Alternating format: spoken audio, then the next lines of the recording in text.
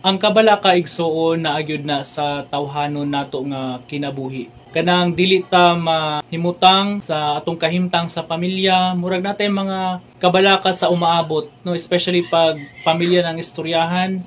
Gusto ta nga manigurado gyud, gusto ta nga naayud tay pundasyon sa pamilya, gusto ta nga atong financial na part is stable gyud para sa atong pamilya, nga kung naay mga emergency dapat naayud tay makuot, dapat naayud tay giandam alang sa atong pamilya sa mga umaabot nga panahon, or natay giandam para unsa may mahitabo natay magamit igsuon. Unya usahay igsuon kung wala tay Kristo, wala tay Ginoo sa atong kinabuhi, ang atong gisaligan ang atuan na lang kaugalingon. Nalimot ta igsuon nga naay Ginoo, naay mas labaw kanato, naay mas gamhanan nga angay gyud atong saligan sa kinasingkasing. Nakana bitaw igsuon nga dili gyud ta mabalaka kung unsa may atong kaunon inig kaugma, unsa may kaugmaon sa atong pamilya, unsa may kinabuhi nato sa umaabot.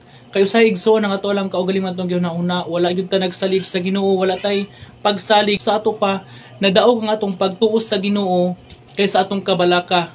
Even kada Domingo nagasimba ta, apan igsoon kung naagi hapon kanato ang kabalaka sa atong kasing-kasing, naagi hapon madaog gyapon kita sa kabalaka, igsoon murag kulang gyud ang atong pagsalig sa Ginoo. Although natay kabalaka igsoon, pero ang giingon sa pulong sa Ginoo nga dili ta magpadaog, unahon nato siya. Unahon nato siya igsoon pagpangita kay kanatong kabalaka kanang atong mga gikinahanglan igsoon kabalo na ang Ginoo niana.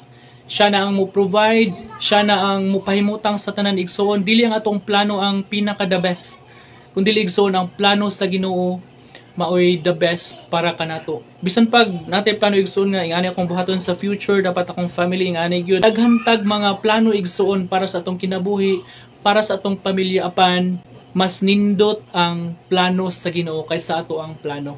Ato ang mabasa dinhi sa Matthew chapter 6 verse 33.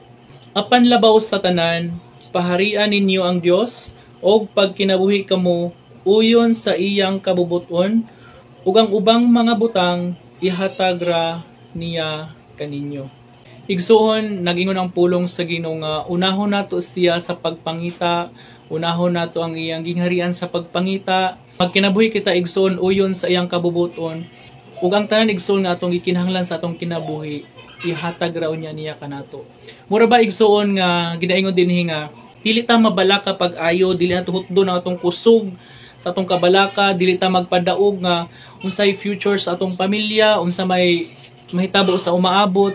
Dili nga na igsuon. Ingon ang Ginoo nga unaha ko pagpangita og sunda ang akong kabubuton, ug ang kining tanan ihatag ra gyud kaninyo. Ginaingon sa pulong sa Ginoo igsoon nga dili ta mabalaka, unahon nato ang Ginoo, dili ta magsalig sa atong kusog, dili ta magsalig sa atong mga plano, dili ta magsalig sa ato ang kaugalingon nga mga pagbuot, kundi unahon nato igsoon ang Ginoo sa atong kinabuhi. Ipahinumduman kita igsoon sa pulong sa Ginoo nga dili ta angay mabalaka kung unsa man ang ugma, unsa man atong kanon na pud inig kaugma, unsa may future sa atong family, unsa man kahang mahitabo sa umaabot. Giingon igsoon nga paharian ninyo ang Dios o pagkinabuhi kamo uyon sa iyang kabubuton. Unsaon nato igsoon nga maghari ang Dios sa atong kinabuhi? Unsaon man nato siya pagpangita? Kay gyud dinhi nga unaha sa ang Ginoo, unaha sa ako. Kay kanang tanan ayaw mo kabalaka, kay kabalo ko sa imong gikinahanglan, ihatag raw niya nako ang inyong gikinahanglan. Kay sa wala patag igsoon mag-istorya sa atong gikinahanglan sa Ginoo, kabalo na siya unsa ang angay nato nga madawat, unsa ang dapat nato nga ma-receive gikan sa iya igsoon.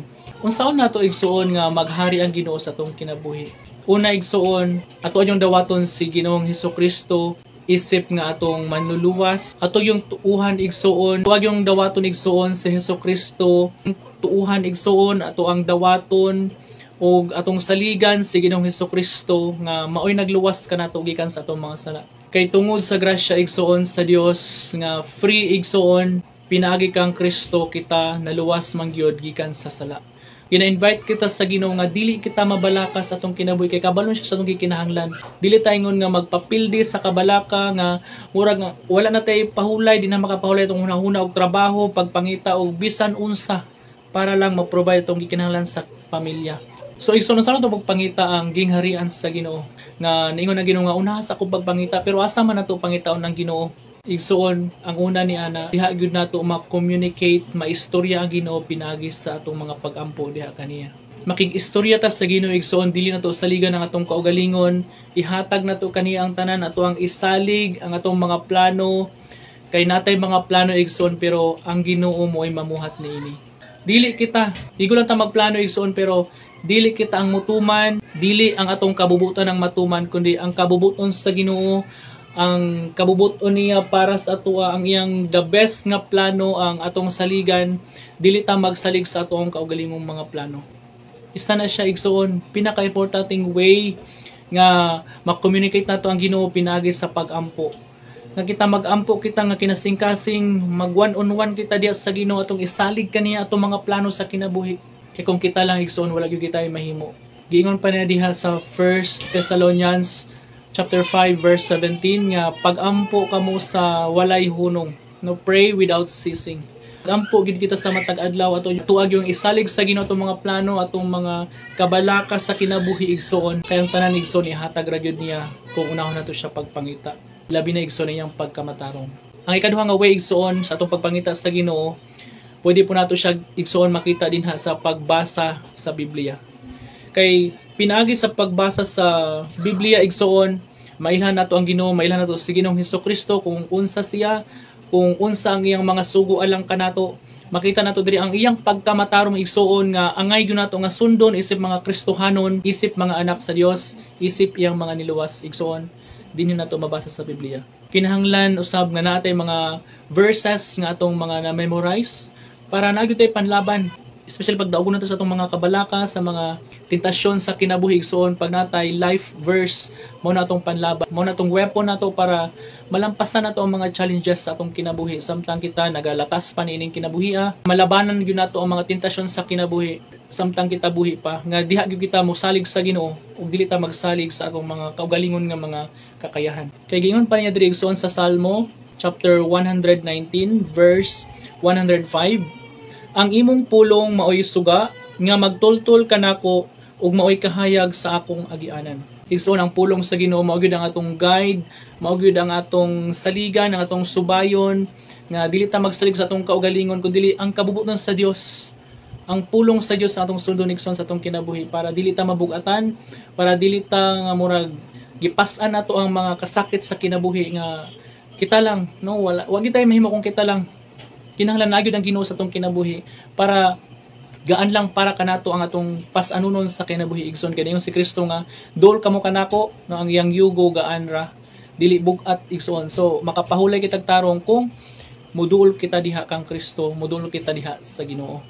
Ang ikatulo igsoon nga pamaagi nga atuag gyud pod nga mapaambit, atuag gyud pod nga mapakita ang atong pagpangita sa gingharian sa Dios, ang iyang pagkamatarong igsoon pinagi diha igsoon sa pagsimba, sa pag-praise and worship sa Ginoo igsoon nga kauban ang mga community, kauban ang kongregasyon, kauban ang mga isig ka magtotoo. Kaya nga atong kaluwasan igsoon nga naangkon dili pwedeng ato lang ning tagon sa atong kaugalingon. Kun dili igsoon ato kaning i-share sa uban, maglipay kita kauban ang mga isig ka magtuturya ni Kristo, kay dili man kinahanglan igsoon nga kita maghilak, kita igsoon magsubo, kay ang Ginoo igsoon malipay usab kung malipay ang iyang mga anak na nag-awit sa kalipay diha kaniya. So igsoon kung kita naluwas na, kung kita igsoon mga niluwas ni Kristo, mga anak na sa Ginoo, walay rason igsoon nga dili ta malipay diha sa atong tubangan, nga dili ta mag-awit, dili ta mag-praise and worship diha sa iyang atubangan. Busa igsoon paharion nato ang Ginoo sa atong kinabuhi, unahon nato siya pagpangita ug sundo nato ang iyang kabubuton igsoon. Ug ang tanan igsoon natong gikinahanglan igahatag ra gyud sa Ginoo dinhi kanato.